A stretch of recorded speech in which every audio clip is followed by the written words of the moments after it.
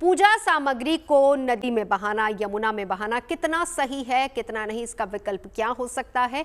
अरविंद शुक्ला जी, हमारे बहुत से ऐसे त्योहार आते हैं और जिसमें हम लोग नदी किनारे जाके पूजा करते हैं और ये आप भी जानते हैं, और वहां पर भी देखा गया है कि अक्सर जो भी सामान लोग लेकर जाते हैं वो वहीं छोड़ आते हैं, या तो वो नदी में प्रवाहित हो जाता है या फिर नदी के किनारे कचरे के रूप में वहां पर पड़ा रहता है। ये कितना सही है और क्या कुछ लिखा हुआ है, क्या कुछ वर्णित है कि हमें कौन सी चीज प्रवाहित करनी है और कौन सी नहीं करनी है? जी, देखिए, प्रवाहित करने का हमारे शास्त्रों में लिखा है, ये सत्य है। प्रवाहित किया जाता है, ये भी सत्य है। नदी में, तालाब में, यमुना में, गंगा में, आदि आदि में लिखा हुआ है। विसर्जित किया जाता है, विसर्जन करना चाहिए, जिसको निर्माल्य बोलते हैं। लेकिन जैसे आप चुनरी है, आप जिन कपड़ों में आपने षोडश मातृका, नवग्रह मंडल आदि बना रखे हैं, उस कपड़े के सहित, उन चावलों के सहित आप जो है जो खेतरी बोई हुई है उसके सहित आकर के ऐसे आप फेंक देते हैं जैसे किसी तरह से कूड़ेदान में डाला जा रहा है, तो निश्चित तौर पे जो है वो जल गंदा होगा और वो जो है दूषित होगा, खराब होगा। आप जो है एक गड्ढा बनाएं कोई, और मिट्टी के गड्ढे में जैसी आपकी ये चुनरी है, जैसे ये अन्य और चीज़ें आपकी हैं, उसमें आप जो है वो आप दबाएं। उसके साथ साथ जो है आपकी जैसे मिट्टी की कोई आप तस्वीर बनाते हैं, मिट्टी का कोई आप जो है जैसे मान लीजिए गणेश जी बनाते हैं, दुर्गा जी बनाते हैं, पार्थिव बनाते हैं, तो उसको एक घर में ही बड़े टब में उस मिट्टी को जो है पहले जल भरिए। जल में उस तस्वीर का जब विसर्जन हो जाए, मंत्रों के द्वारा पंडित जी लोग बाकायदे विसर्जन कराते हैं, और नहीं भी पंडित जी आते हैं तो आप कामना करते हैं कि हे आवाहित देवता, आप मेरे घर आए और मेरे ऊपर आपकी कृपा रही। अब मैं आपका जो है विसर्जन कर रहा हूँ, जब फिर मैं कभी आपका आवाहन करूं तो आने का कष्ट कीजिएगा, तब तक आप मेरे ऊपर अपनी कृपा बना के रखें। ऐसे नॉर्मल आप अपने विचारों को भगवान से प्रार्थना कर सकते हैं। तो उस टब में जो है उस मिट्टी को डालें। जब मिट्टी उस मूर्ति को रखें, मूर्ति जब मिट्टी में बदल जाए तो उसको आप किसी भी जैसे पार्क में या किसी गमले में या किसी आदि में वो चीज़ डाल सकते हो। किसी पार्क या स्वच्छ जगह आप एक गड्ढा खोदें, उस गड्ढे में जो आदि आदि आपकी चीज़ें हैं ये डाल सकते हैं। अब रही बात पानी में प्रवाहित करने वाली चीज़ कौन सी है, जैसे आपकी मिट्टी है, जैसे आपके चंदन चावल आदि की जो चीज़ें हैं वो आपकी शुद्ध हैं, पवित्र हैं। राज मिश्रा जी ने जैसे अभी कहा कि किसी भी चीज़ में दुकानदारों ने जो है एक मोहर लगा रखा है कि उसमें भगवान का मोहर। अरे भाई, वो जो व्यापारी हैं वो भी थोड़ी सी अपने आप में सोचें कि आपने भगवान को इतना हल्का और उतना वो समझ लिया, किसी भी चीज़ में मोहर ठोक देते हैं। वो तो आजकल हर जगह जो है हो रहा है वो भी। अब आपने चंदन और चावल का जिक्र कर दिया, उस पर भी बता दूं, आप चंदन की बात कर रहे हैं कि डाल दीजिए, लोग पूरी डिब्बी डाल देंगे। नहीं, डिब्बी उसमें आप क्या कीजिएगा?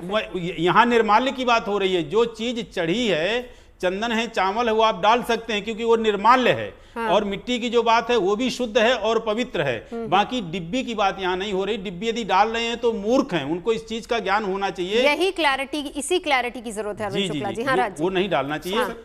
जी, चंदन की अगर बात की जाए, किस चंदन को डालने की बात की जाए, यहाँ मलयागिरी की बात हो रही है। वो चंदन जो चंदन की लकड़ी से बनाया गया चंदन है, उस चंदन को प्रवाहित किया जा सकता है। रोली ला करके, प्लास्टिक ला करके उसको डालने का विषय नहीं, बात हो ही नहीं, कपूर का विषय नहीं है। तो अगर ये आप डालेंगे, इसी प्रकार जिस हवन सामग्री को डालने का विषय रखा गया था नवजोत जी, वो हवन करते वक्त पहले बाकायदा औषधियों का प्रयोग किया जाता था। जिन औषधियों को अगर ला करके नदी में डाल दिया जाए तो बल्कि नदी की बैक्टीरिया नष्ट हो जाती है। ठीक है, एक बार डॉक्टर अनिल कुछ कहना चाह रहे हैं। एक मिनट सर, डॉक्टर अनिल। मेरा ये कहना है कि धार्मिक मान्यता को अगर हम रखें कि यमुना में प्रभावित कर रहे हैं, तो अगर हम पिछले कई साल की रिपोर्ट देखें तो हम यमुना में प्रभावित नहीं कर रहे, नाले में प्रभावित कर रहे हैं। हाँ।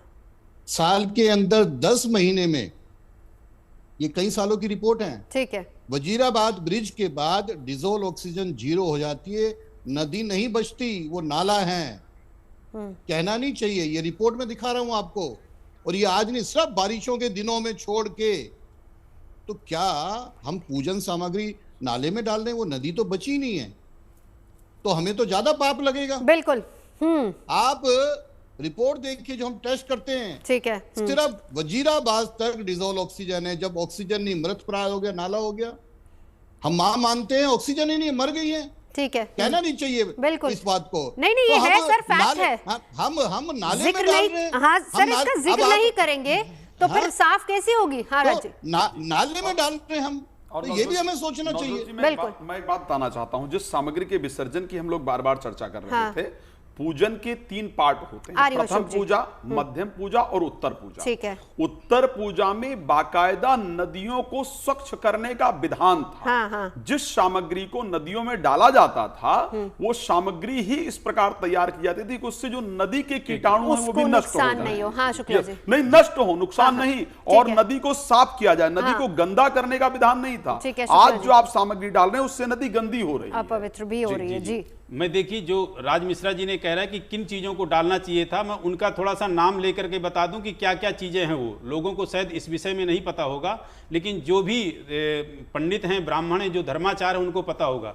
देखिए सारी औषधि जिनका मैं नाम लूंगा भी, अगर तगर जौ बिजौरा इंद्र जो कपिठ कपीठ मजिठ मजीठ छैल छबीला जटामासी आदि चीज़ें, ये मैं उनकी बात बता रहा हूँ जो अभी दुर्गा जी का जो है यहाँ पे नवरात्रि में समय व्यतीत हुआ है, उस दुर्गा सप्तशती के हवन में चीज़ें आती हैं। मैंने कम से कम 3 से 4 हवन कराए हैं, और ये चीज़ों का यदि आप उस नदी में डालते हो तो निश्चित रूप से वह जल जो है निर्मल होगा, पवित्र होगा, स्वच्छ होगा। बाकी यदि आप प्लास्टिक और ये जो चुनरी और फलाना ढिमका डालोगे तो अशोक जी कुछ कहना चाह रहे थे। अशोक जी, हमारे साथ ये शास्त्री जी दोनों जुड़े हुए विद्वान लोग, आज यमुना को अगर आपने निर्मल करना है तो मानसिक पूजा, जो गोस्वामी तुलसीदास ने कहा है, मानस पुण्य होए नहीं पापा, मन से पूजा का प्रचार प्रसार हो तभी ये यमुना निर्मल हो पाएगी, नहीं तो बाकी की तो बातें कितनी बड़ी बड़ी कर लो। अभी अनिल जी ने जो बात कही है कि जो हमारे यहाँ बाढ़ नियंत्रण है, डीडीए है, एमसीडी है, दिल्ली पुलिस है, इनका एक सामंजस्य, एक कोऑर्डिनेशन कमेटी बननी चाहिए जो यमुना को देखे। बहुत बड़ी बात कही है डॉक्टर अनिल गुप्ता ने कि हमारे यहाँ सामंजस्य नहीं है, फ्लड अलग काम कर रहा है, एमसीडी अलग कर रही है, दिल्ली पुलिस अगर, इसकी एक कोऑर्डिनेशन कमेटी बने और एक किसी उच्च स्तर की कमेटी की निगरानी में कमेटी बने, और साथ साथ में सामाजिक शिक्षा,